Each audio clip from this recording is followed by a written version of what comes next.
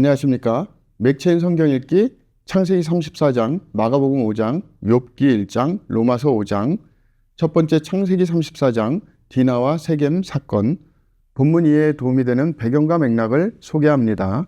창세기 34장은 야곱의 딸 디나가 세겜에서 하몰의 아들 세겜에게 범죄를 당한 사건과 그에 따른 야곱의 아들들의 보복을 다룹니다. 디나는 가나안 사람들과 교류하기 위해 그들의 딸들을 보러 나갔다가 세겜에게 욕보임을 당합니다. 세겜은 디나를 사랑한다며 결혼을 요청했지만 야곱의 아들들은 이방인과의 혼인을 거부하며 속임수를 써 세겜과 그의 성읍 사람들에게 할례를 요구합니다. 결국 시므온과 레위는 할례로 약해진 세겜 사람들을 죽이고 성읍을 약탈합니다. 이 사건은 하나님의 백성이 세상과의 관계에서 거룩함을 유지해야 한다는 교훈을 주는 동시에 인간적인 분노와 보복의 한계를 보여줍니다. 본문의 중요 구절을 소개합니다. 창세기 34장 26절에서 27절. 칼로 하몰과 그의 아들 세겜을 죽이고 디나를 세겜의 집에서 데려오고 야곱의 여러 아들이 그 시체 있는 성읍으로 가서 노략하였으니 이는 그들의 누이를 더럽힌 까닭이라. 본문을 적용하는 데 도움이 되는 가이드라인입니다. 오늘날 우리는 인간의 죄와 그로 인한 갈등이 얼마나 큰 고통과 혼란을 초래할 수 있는지 깨달아야 합니다. 디나와 세겜 사건은 정욕과 복수심이 공동체와 관계를 얼마나 파괴할 수 있는지를 보여줍니다. 이는 우리에게 죄의 유혹을 경계하며 정의와 화해를 이루기 위해 하나님의 지혜와 인도하심을 구해야 함을 가르칩니다. 두 번째 마가복음 5장, 거라사인의 귀신 들린 자와 예수님의 권세. 본문 이해에 도움이 되는 배경과 맥락을 소개합니다. 마가복음 5장은 예수님께서 거라사인의 지방에서 귀신 들린 자를 고치신 사건으로 시작됩니다. 이 사람은 내 이름은 군대니 우리가 많음이니이다고 할 만큼 많은 귀신에 사로잡혀 무덤 사이에서 거하며 쇠사슬로도 제어할 수 없었습니다.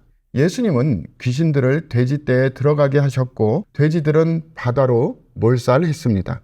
이어지는 본문에서 혈루증 앓은 여인이 내 믿음이 너를 구원하였으니 평안히 가라는 말씀을 듣고 고침을 받았으며 회당장 야이로의 딸이 예수님의 능력으로 죽음에서 살아나는 기적을 경험합니다. 이 장은 예수님의 권세와 믿음의 능력을 강조하며 하나님의 구원이 육체적, 영적 필요를 모두 충족시킨다는 것을 보여줍니다. 본문의 중요 구절을 소개합니다. 마가복음 5장 36절. 예수께서 그 하는 말을 곁에서 들으시고 회당장에게 이르시되 두려워하지 말고 믿기만 하라 하시고. 본문을 적용하는 데 도움이 되는 가이드라인입니다. 오늘날 우리는 예수님의 권세가 모든 영적 어두움과 악한 세력을 이기신다는 사실을 믿고 의지해야 합니다. 거라사인의 귀신 들린 자를 자유케 하신 예수님의 사역은 우리의 삶 속에서도 두려움이나 절망 가운데 있는 사람들을 하나님의 능력으로 해방시킬 수 있음을 보여줍니다. 그러므로 우리는 예수님의 권세를 신뢰하며 그분의 이름으로 기도하고 행동함으로써 세상 속에서 자유와 치유를 전하는 삶을 살아야 합니다. 세 번째, 욥기 1장, 욥의 시험과 신앙의 고백. 본문 이해에 도움이 되는 배경과 맥락을 소개합니다. 욥기 1장은 의로운 사람 욥이 하나님의 허락 아래 사단의 시험을 받는 장면을 다룹니다. 욥은 하나님을 경외하며 악에서 떠난 자로 묘사되며 그의 경건은 그가 자녀들을 위해 번제를 드리는 모습에서 잘 드러납니다. 그러나 사단은 욥의 경건이 하나님이 주신 축복 때문이라고 주장하며 욥을 시험합니다. 결국 욥은 재산과 자녀를 모두 잃지만 주신 이도 여호와시오 거두신 이도 여호와시오니 여호와의 이름이 찬송을 받으실지니이다 라는 고백으로 하나님의 주권을 인정합니다.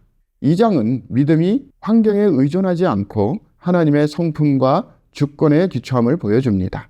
본문의 중요 구절을 소개합니다. 욥기 1장 21절. 이르되 내가 모태에서 알몸으로 나왔사온즉 또한 알몸이 그리로 돌아가올지라 주신 이도 여호와시오 거두신 이도 여호와시오니 여호와의 이름이 찬송을 받으실지어다 하고. 본문을 적용하는 데 도움이 되는 가이드라인입니다. 오늘날 우리는 고난과 시험 가운데서도 하나님의 주권을 신뢰하며 그분을 경외하는 신앙을 배워야 합니다. 욥은 모든 것을 잃는 극심한 고난 속에서도 하나님을 원망하지 않고 그분의 뜻을 인정하며 경배했습니다. 이는 우리가 삶의 어려움 속에서도 하나님의 선하신 계획을 신뢰하며 믿음으로 하나님께 영광을 돌리는 태도를 가져야 함을 가르칩니다. 네 번째, 로마서 5장, 믿음으로 얻은 화평과 생명. 본문 이해에 도움이 되는 배경과 맥락을 소개합니다. 로마서 5장은 믿음으로 의롭다 하심을 받은 성도들이 하나님과 화평을 누리는 복을 설명합니다. 바울은 우리가 믿음으로 의롭다 하심을 받았으니 우리 주 예수 그리스도로 말미암아 하나님과 화평을 누리자고 선언하며 성도가 누리는 은혜와 소망을 강조합니다. 또한 바울은 그리스도의 죽음을 통해 하나님의 사랑이 확증되었음을 말하며 우리가 아직 죄인 되었을 때 그리스도께서 우리를 위하여 죽으심으로 하나님께서 우리에 대한 자기의 사랑을 확증하셨느니라 라고 선포합니다. 마지막으로 아담과 그리스도를 대조하며 아담을 통해 죄와 사망이 들어왔으나 예수 그리스도를 통해 의와 생명이 임했음을 설명합니다. 이 장은 복음의 핵심을 명확히 하며 하나님의 사랑과 은혜를 찬양하게 합니다. 본문의 중요 구절을 소개합니다. 로마서 5장 8절, 우리가 아직 죄인 되었을 때 그리스도께서 우리를 위하여 죽으심으로 하나님께서 우리에 대한 자기의 사랑을 확증하셨느니라. 본문을 적용하는 데 도움이 되는 가이드라인입니다. 오늘날 우리는 믿음을 통해 하나님과 화평을 누리고 영원한 생명의 소망을 품을 수 있음을 기억해야 합니다. 예수 그리스도를 통해 우리가 받은 은혜는 현재의 고난 속에서도 기쁨과 소망을 잃지 않게 하며 하나님의 사랑이 우리의 삶에 충만히 임하도록 합니다. 그러므로 우리는 믿음으로 하나님과 화평을 유지하며 매 순간 그분의 사랑을 의지하고 감사하는 삶을 살아야 합니다. 오늘 욥기 1장이 나오므로 욥기 전체가 쓰여진 목적에 대해서 말씀드립니다. 욥기는 고난과 하나님의 주권에 대한 신학적 이해를 제공하기 위해 쓰여졌습니다. 이 책은 인간의 고난이 반드시 죄의 결과가 아님을 보여주며 하나님의 계획은 인간의 이해를 초월한다는 것을 강조합니다. 욥의 이야기는 믿음의 시련 속에서도 하나님의 선하심과 주권을 신뢰해야 함을 가르칩니다. 또한 욥은 고난 속에서도 하나님과의 관계를 유지하며 결국 하나님의 위대함과 선하심을 더욱 깊이 깨닫게 됩니다. 욥기는 인간의 한계와 하나님의 주권, 그리고 고난 속에서도 하나님의 계획이 신실하게 이루어진다는 진리를 가르칩니다. 감사합니다.